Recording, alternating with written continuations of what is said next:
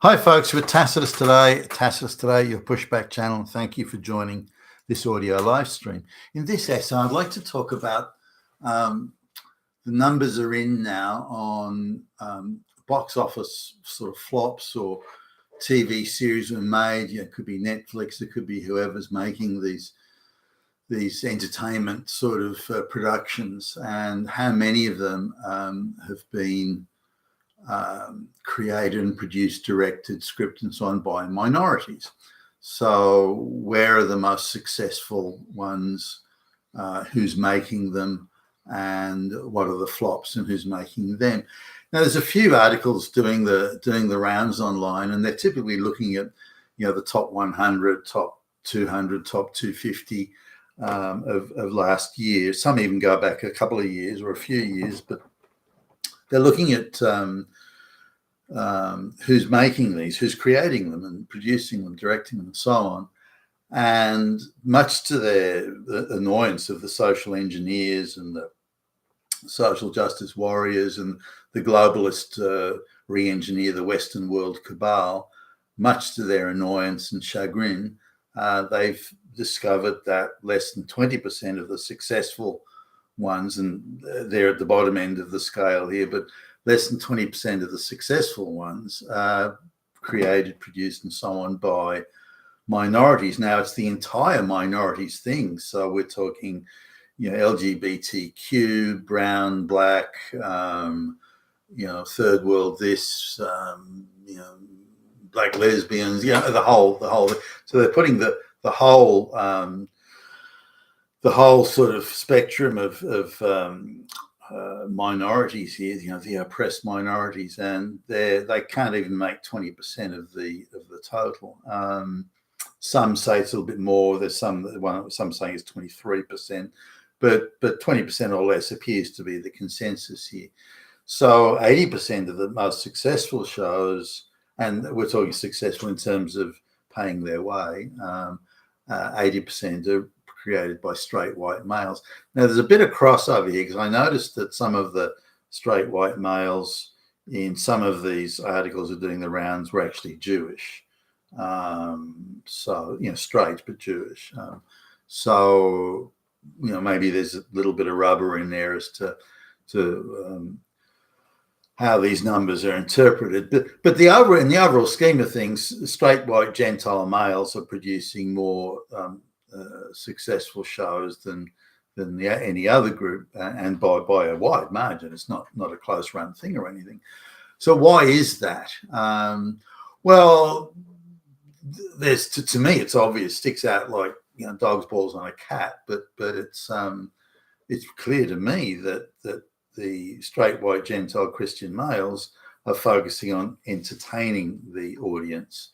And to do that, you've got to have, good directing, good production, good scripts, engaging, or you call it engaging scripts. And they're there they perceive their job as creators and directors. Their job is to entertain the cinema goers or the TV watchers, whatever it might be. So that seems pretty straightforward. If you're in the entertainment business, your job should be, well, some may say to entertain. But if you give the same sort of, you give the same movie or the same movie concept to a minority activist and just someone who believes their job is to entertain, they'll come out with two very different movies or very different TV productions. The activist will say, well, we've got to change the cast so that they're all black lesbians or majority black, and we've got to change so there's the girl boss, and we've got to change it so the straight white Christian males and evil fascist swastika waving Nazi. We have to, so entertainment, fuck the entertainment value. We have to use this as a vehicle for delivering propaganda against the evil fucking Nazi Christian straight white male swastika waving oppressor. Well, hey, hold on a minute. Well, once you get on that path, you're not entertaining anymore. And given what a large part of the audience these straight white males and straight white people are going to be, why would you want to alienate the cinema? It doesn't matter, doesn't matter. Propaganda, we're going to hold those fucking Nazis to account. And so the hysterical insanity of the activist, why would any studio give that free rein? Why would they? Even if it's the softer version, well, modern audiences, black lesbians now make up 99% of the public. No, they don't. They'll make up 99% of cinema goes. No, they won't. And the job of saying, well, we're in the entertainment business, our job is to entertain, not use movies as a propaganda delivery system. This is why they have gone insane rehashing old established labels, franchises like the Star Wars and so on, and trying to turn them into propaganda, black lesbian delivery systems. And when in fact, just stick to the entertainment. Okay, that's your job. Now, if they want to create movies, this is a propaganda delivery system movie where all the powerful people are black lesbians and all the bad people are straight white male Christians. And if you want to make movies like that, make them. Go ahead. I don't care. Maybe there is a modern audience that wants to watch those sort of movies. I would strongly doubt it, but if you want to do that, fine. Otherwise, stick to the entertainment. Have a propaganda division that makes those movies. This movie's to hate on evil white people. They're all Nazis. They're all Hitler. If you want to do movies and TV shows, go ahead and do it. No one's going to watch it, hardly anybody, and it's going to lose serious money. Serious money is going to be lost there. But if you want to do it, do it. Hey, nothing's stopping you. Otherwise, stick to entertainment. Now, if I sort of, my perception of the world, I'm just an ordinary guy, out in the burbs. My perception of the world is that if I get a job to do, making a movie, then the only thing I'd think about was making it entertaining. I wouldn't think about delivering propaganda or messaging or anything. The job would be to get as many people to come and watch it as possible, to entertain people, and maybe to think, well, gee, I made that movie, and so many people came to watch it, and they all had a good time. They all enjoyed it, and that would be sort of my perception of things. I wouldn't think, well, I'm a white male, so I have to do messaging for the white male. I'm, I was brought up as a Christian, not a practicing one, but so I should have Christian messaging, and I've got to do that. I have to do, so I have to represent that thought wouldn't even cross my mind directly or indirectly. I don't represent any group or interest or people or class or anything like that.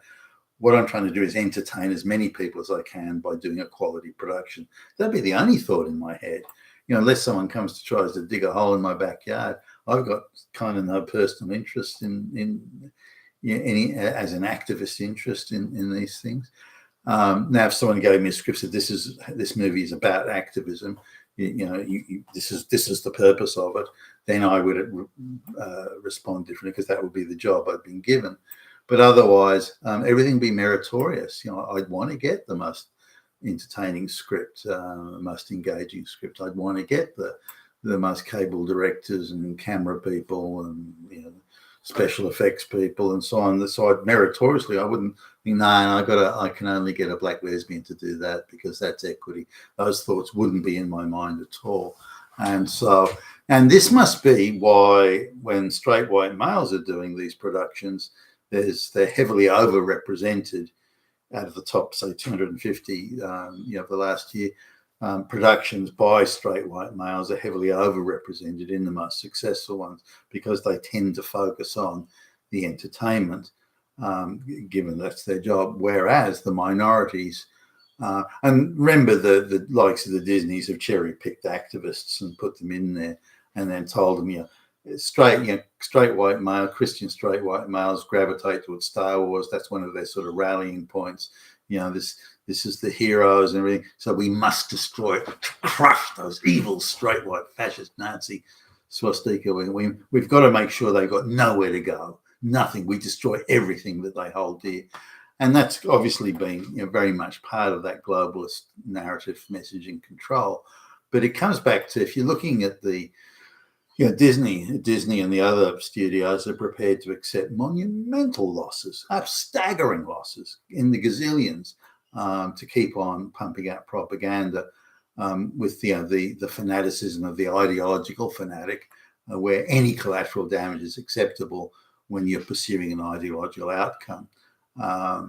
And as you saw, the ideological sort of structuring of state communal farms in the Soviet Union. They were prepared to accept millions of deaths through starvation and so on. It was quite all of that collateral damage was absolutely acceptable in pursuit of the ideology. And we look back today with sort of staggered. Women, they're prepared to accept 10, 20 million deaths from fucking starvation, just in pursuit of the ideology. They did it without a second's thought. It was all fine. And this is what we saw in the ideological fanaticism of the Disneys and so on, producing these propaganda movies and destroying straight white male franchises, doing it with gusto and aggression, and prepared to accept the staggering collateral damage that came from it, financial damage, and doing so with just a shoulder shrug. No, we're pursuing the ideology here.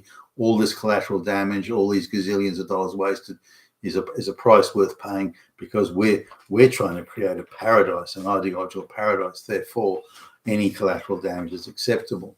But when you come back to the successful franchises and movies, that's why the Minority made movies, those Star Wars offshoots, the Acolyte and all this sort of thing. I mean, diabolically bad. They're just shot through with the most absurd leftist, Marxist, LGBTQ messaging. It's just insane. And they went, well, why didn't people want to come and watch it? Why was it such a huge failure? Must be because of all those Nazis out there. No. It's a fucking crap show. You failed to entertain. That's it. That's the measuring stick. You failed to entertain, and on that basis, the show failed and lost a lot of money. If you'd focused just on entertaining, not the messaging, just on entertaining, it would have been or at least a more successful show. But you didn't do it.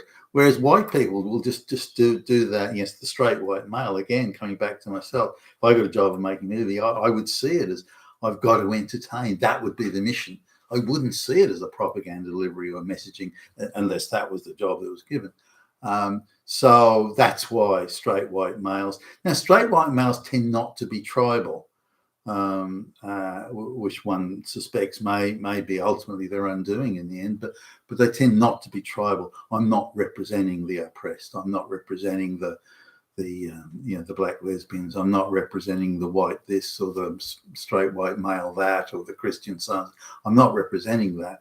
My job is to entertain. Same as running a business. My job is to run the business profitably and successfully, so that the most amount of people get the most value from the goods and services produced.